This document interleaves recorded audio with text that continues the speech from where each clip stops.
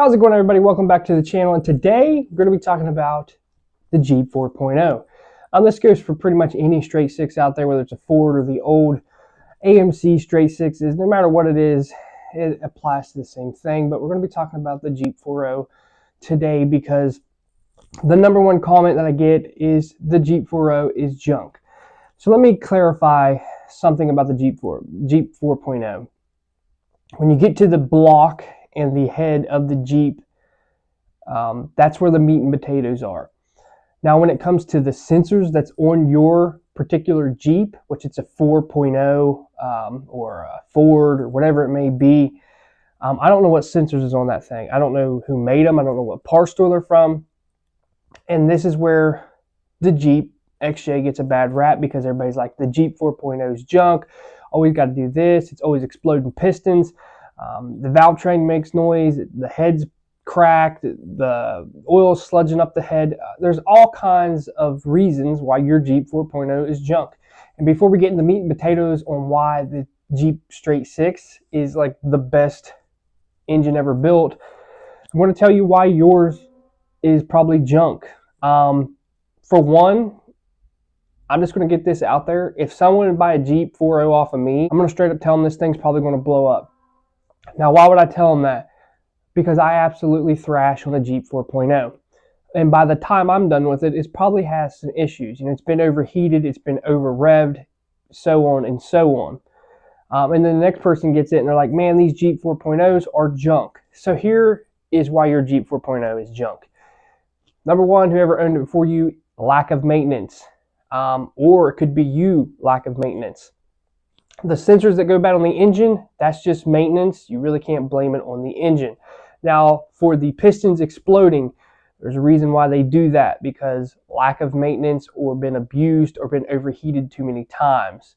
I've had great success running 4.0s and dogging them and going to work the next morning. I actually rebuilt a 4.0 in my driveway with my dad in 2 days, started it up at 3 a.m., had to be work at 6, and started it up, made sure everything was going to seat, and I drove it to work that morning. They're very reliable. It just depends how you take care of them, who had them, and what they did to them. The number one cause of why it has issues is because of us, right? So, welcome back to the show. Today we're going to be talking about, just how great the 4.0 is. I haven't did this show for a while. It's called the Jeep Stuff Talk Show.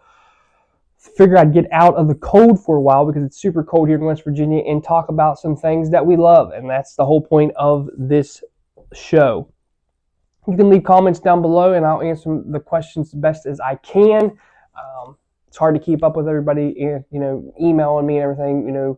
I can't really diagnose your Jeep, over email because you might hear one thing and I might hear something else. So we're two different people. So do your best to describe what's going on and I'll try to answer. Or if you have any questions about a Jeep or what the best year is, I can leave video links to that for you. I have a whole channel dedicated to people that doesn't have a whole lot of money like myself and are, the working class people that want to build Jeeps and drive them and go off-road. There's a whole section for that, and we have other videos also.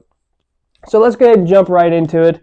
We're going to talk about how great the Jeep 4.0 is and why. So the Straight Six is more or less the perfect engine due to the fact that by nature they are perfectly balanced. All right. So what does that mean? In both primary and secondary mechanical balance, the primary balance is the piston moving up and down. Inline six, each piston has a piston that moves with it at the same time. That's a distance from the center. For example, when the first piston goes up, you have the sixth piston going up, right? So that first piston comes up, the sixth is coming up with it. Piston comes up, the sixth piston comes up, they move in sync like this. So as the first and sixth piston comes up, they both go down. So they go up and down in such that they cancel out each other's momentum. That also goes for 2 and 5 and 3 and 4. Those move in sync together, right? So there's no vibration. There's no sideways motions. There's nothing out of control. They're going up and canceling each other out, right? So the secondary balance is the rotation of the engine. As the crankshaft rotates, the arms that the pistons are connected to circle out around the center of the crank. So whenever the crank is throwing its weight in one direction, it has equal and opposite weight throwing itself in the opposite direction, canceling it out. So if you have this weight throwing it over here, like this, you have weight over here. It's kind of like taking two buckets, right? If you take one bucket, it's going to be off balance, but if you take two and swing them opposite each other, you can balance and stand there. So it cancels it out. It cancels that vibration out. What this all means is that the natural vibrations of the engine are almost zeroed out in this engine. So the inline six engines are smooth by nature. Since all the pistons are in a straight line, there can be more bearings in the engine. Many inline sixes have 7 bearings on the crankshaft. It keeps it very stable and makes them last a long time. So you have a lot of stuff going for a straight six. There's a lot more stability there. There's a lot more, crankshaft bearings that hold that crank still. There's even when it comes to the Cummins diesel, it's a straight six, right? So it lasts a very long time. And I know what you're going to say, oh, it's a diesel, blah, blah, blah, but this is why the Cummins, in my opinion, the old Cummins were on top because of the straight six design. See, I've always loved straight six engines. I actually had an 86 Ford F-150 that had a 306 in it. It was a straight six, and that thing, you could not kill it. It's just the way they are designed. They are perfectly balanced by nature, the top end and the bottom end. And the way it's constructed, it just makes it an all-around good engine. So in my opinion, when we get down to the meat and potatoes of a straight six, the Jeep 4.0, we take out all the sensors, and what you're left with is a bulletproof engine.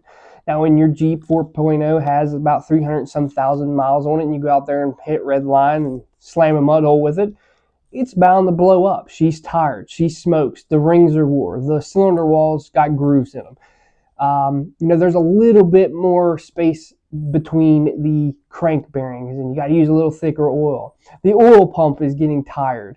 The timing chain has some play in it. It's been stretched. You're bound to blow up a Jeep 4.0. So it's not really right for you to say that I have a Jeep 4.0 with 200 some thousand miles on it. It's the worst engine that I've ever had. Now, when it comes to the Jeep 4.0, I've had low miles and high miles. The lowest mileage I've ever had was like 100,000. And that thing is still ticking today. Guys still driving it. The highest mileage Jeep I've ever had was 360 some thousand miles. It did smoke a little bit. But what ended up happening with that Jeep, it rotted out before the engine blowed up. And what I actually ended up doing was taking the head and some other parts off of that and using it on another Jeep. So it's all on how you take care of your 4.0, who had it before, how many miles is on the ticker, and how long it's going to last. Now, we could talk about the transmission also, but that's a whole different other video. But this is my opinion on the Jeep 4.0 and why it's the greatest engine to off-road with, why it's the greatest engine to daily drive, why it's the greatest engine to drive to work, is because it's well crafted and it's well made, and it was built to be abused, and it was built to last. That's when they built vehicles to last. So that is why the 4.0 is so great and why I uplift it so much, just because it's almost a perfect engine in its own little way.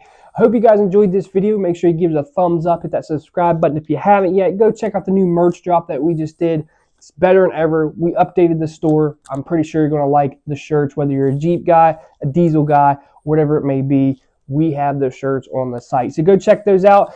They are a little bit pricey, but we did up the qualities of the shirts. I wanted to get away from the cheap shirts, so we upped the quality of the shirts and we upped the quality of the prints.